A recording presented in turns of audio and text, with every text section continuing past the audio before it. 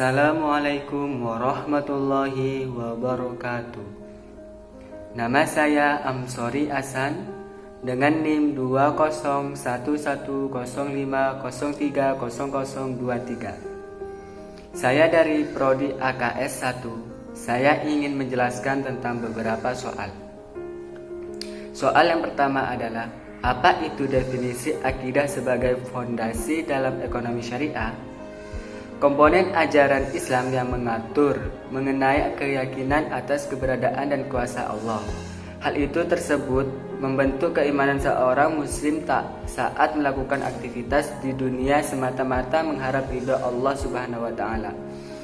Pada konsep akidah, setiap aktivitas umat manusia memiliki nilai akuntabilitas ilahiyah yang menempatkan perangkat syariah sebagai parameter kesesuaian antara aktivitas usaha dengan prinsip-prinsip syariah. Mengapa maslahah menjadi tujuan antara dalam pencapaian falah? Maslahah adalah segala bentuk keadaan, baik material dan non-material, yang mampu meningkatkan kedudukan manusia sebagai makhluk yang paling mulia. Islam mengajarkan agar manusia menjalani kehidupan secara benar, sebagaimana telah diajarkan dalam Islam dan telah diatur oleh Allah Subhanahu wa taala. Seorang muslim yakin bahwa Islam merupakan satu-satunya agama yang benar dan diridhai Allah. Islam telah mencakup sebuah ajaran kehidupan secara komprehensif. Kehidupan jiwa raga sangat penting di dunia karena merupakan lading bagi tanaman yang akan dipanen di kehidupan akhirat nanti. Apa definisi falah itu? Falah itu sendiri berasal dari bahasa Arab dari kata kerja flaha, yuflihu, yang berarti kesuksesan, kemuliaan atau kemenangan dalam hidup. Istilah falah menurut Islam sering dimaknai sebagai keberuntungan jangka panjang, dunia dan akhirat, sehingga tidak hanya memandang aspek material namun justru lebih ditekankan pada aspek spiritual. Untuk kehidupan dunia, falah mencakup 3 pengertian, yaitu kelangsungan hidup, kebebasan berkeinginan, serta kekuatan dan kehormatan. Sedangkan kehidupan akhirat, falah mencakup kelangsungan hidup yang abadi, kesejahteraan abadi, kemuliaan abadi, dan pengetahuan abadi atau bebas dari segala kebodohan. Apa saja kajian dari ekonomi mikro Islam? Ekonomi dalam kajian keilmuan dapat dikelompokkan ke dalam ekonomi mikro dan ekonomi makro. Ekonomi mikro mempelajari bagaimana perilaku tiap-tiap individu dalam setiap unit ekonomi yang dapat berperan sebagai konsumen, pekerja, investor, pemilik tanah atau resources yang lain, ataupun perilaku dari sebuah industri. Ekonomi mikro menjelaskan how dan why sebuah pengambilan keputusan dalam setiap unit ekonomi. Apa definisi konsumsi? Konsumsi suatu kegiatan manusia mengurangi atau menghabiskan nilai guna suatu barang atau jasa untuk memenuhi kebutuhan, baik secara berangsur-angsur maupun sekaligus.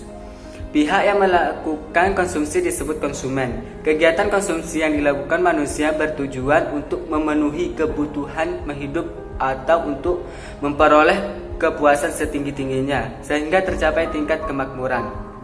Bagaimana perbedaan kebutuhan dan keinginan? Kebutuhan adalah suatu yang diperlukan agar manusia berfungsi secara sempurna, berbeda dan lebih mulia daripada makhluk-makhluk lainnya.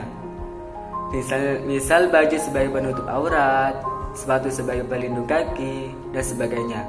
Sedangkan keinginan adalah terkait dan hasrat atau harapan seseorang yang jika dipenuhi belum tentu akan meningkatkan kesempurnaan fungsi manusia ataupun suatu barang. Jika suatu kebutuhan diinginkan oleh seseorang, maka pemenuhan kebutuhan tersebut akan melahirkan maslahah sekaligus kepuasan. Namun jika pemenuhan tidak dilandasi oleh keinginan, maka hanya akan memamerkan manfaat semata. Bagaimana perbedaan kepuasan dan maslahah? Di sini seolah tampak bahwa manfaat dan kepuasan adalah identik. Sebagai contoh adalah dua orang, Nia dan Meli, yang dalam keadaan sama atau rasa lapar dan kesukaan yang sama. Sama-sama mengkonsumsi daging sapi. Nia tidak mempermasalahkan kehalalan daging sapi sehingga dia mengkonsumsi daging sapi yang tidak halal. Sementara itu, Meli adalah orang yang sangat mematuhi perintah Allah dan oleh karena itu hanya makan daging sapi yang halal atau disembelih dengan cara sesuai syariat Islam. Asumsikan di sini bahwa sapi yang dikonsumsi kedua orang tersebut mempunyai kualitas fisik yang tepat sama. Di sini akan dilihat bahwa manfaat yang diterima oleh Nia tidak sama yang diterima oleh Meli. Namun, maslahah yang diterima Meli lebih besar dari maslahah yang diterima oleh Nia. Hal ini mengingatkan bahwa maslahah tidak berisi manfaat dari barang yang dikonsumsi saja, namun juga terdiri berkah yang terkandung dalam barang tersebut. Apa formulasi maslahah? Maslahah menurut bahasa maslahah sama dengan manfaat, baik dari segi lafal maupun makna. Maslahah juga berarti manfaat atau suatu pekerjaan yang mengandung manfaat. Sedangkan secara istilah terdapat beberapa definisi maslahah yang dikemukakan oleh ulama usul fiqh. Tetapi seluruh definisi tersebut mengandung esensi yang sama. Imam Ghazali mengemukakan bahwa pada prinsip maslahah adalah mengambil manfaat dan menolak kemudaratan dalam rangka memelihara tujuan-tujuan syarak. Bagaimana cara pengukuran maslahah pada konsumsi yang duniawi dan ukhrawi? Manusia merupakan makhluk sosial yang tidak dapat hidup sendiri. Mereka memerlukan bantuan orang lain dalam melakukan kegiatan sehari-harinya. Hal ini bisa juga disebut sebagai interaksi, yaitu adanya komunikasi satu sama lain. Diakibatkan adanya berbagai kebutuhan, salah satunya adalah kebutuhan akan konsumsi. Pada dasarnya, konsumsi ini dibangun atas dua hal, yaitu kebutuhan atau hajat dan kegunaan atau kepuasan atau manfaat. Dan untuk maslahah itu sendiri, menurut para ahli usul fiqh, maslahah itu memuat segala perkara yang mengandung manfaat, kegunaan dan kebaikan di samping menjauhi kemudaratan, kerusakan dan kefasadan. Secara rasional, seorang tidak akan pernah mengkonsumsi suatu barang apabila dia tidak membutuhkannya ataupun tidak mendapatkan manfaat darinya. Bisa dibilang antara maslahah dan konsumsi merupakan satu kesatuan yang tidak bisa dipisahkan. Pasalnya, apabila kita ingin mengkonsumsi sesuatu namun menimbulkan mudarat, maka sebaiknya untuk tidak mengkonsumsinya. Begitupun sebaliknya. Sebagai contoh, ketika kita mengkonsumsi produk yang halal dan baik, maka yang akan kita peroleh adalah kesehatan pada tubuh kita, dan sebaliknya kita mengkonsumsi produk yang haram, maka yang akan kita peroleh adalah kemudaratan atau kejelekan pada tubuh kita. Dari hal tersebut sudah sangat jelas bahwa maslahah memiliki hubungan yang erat, yang mana maslahah dan konsumsi sendiri merupakan segala bentuk kebaikan yang berdimensi duniawi dan ukhrawi, material dan spiritual, serta individual dan kolektif, serta harus memenuhi 3 unsur, yakni kepatuhan syariah atau halal, bermanfaat dan membawa kebaikan atau thayyib dalam sebuah aspek secara keseluruhan yang tidak menimbulkan kemudaratan. Apa yang dimaksud dengan the law diminishing marginal utility? The law diminishing marginal utility adalah nilai tambah yang diperoleh oleh seorang konsumen atas konsumsi barang yang dilakukannya secara terus-menerus sampai menilai tambah itu menjadi negatif. Apa perbedaan cardinal approach dan ordinal approach? Cardinal approach, pendekatan utilitas. Cardinal menyatakan bahwa utilitas dapat diukur secara langsung melalui angka-angka. Oleh karena itu, pendekatan ini disebut juga dengan pendekatan cardinal atau cardinal approach. Kata utilitas berasal dari bahasa Inggris, yaitu utility. Utilitas memiliki satu yang disebut util. Utilitas yang diperoleh konsumen dalam mengkonsumsi dalam berupa utilitas total atau total utility. Barang dan marginal atau marginal utility. Teori utilitas menyatakan utilitas barang dan jasa tertentu tidak bisa diukur dengan skala objektif. Konsumen berwenang dalam memberikan peringatan terhadap beberapa alternatif yang berbeda. Ordinal approach. Para ahli ekonomi menolak gagasan tentang utilitas yang dapat diukur dengan angka-angka terhadap barang yang dikonsumsi sehari-hari. Kini telah dikembangkan pendekatan baru untuk menjelaskan prinsip memaksimumkan utilitas oleh seorang konsumen dengan pendapatan yang terbatas. Teori ini dikenal dengan teori utilitas ordinal, yang menyatakan bahwa utilitas tidak dapat dihitung, melainkan hanya dapat dibandingkan. Jadi, menurut teori ini yang berlaku adalah apakah seorang konsumen lebih menyukai kombinasi barang tertentu daripada kombinasi barang lainnya. Dalam teori utilitas ordinal digunakan pendekatan kurva utilitas sama atau indifference curve survey dan garis anggaran atau budget line. Apa maksud dari kebutuhan daruriyat, hijaiyat, dan tahsiniyat?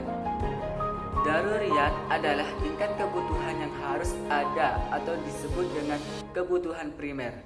Bila tingkat kebutuhan ini tidak terpenuhi, akan terancam keselamatan umat manusia.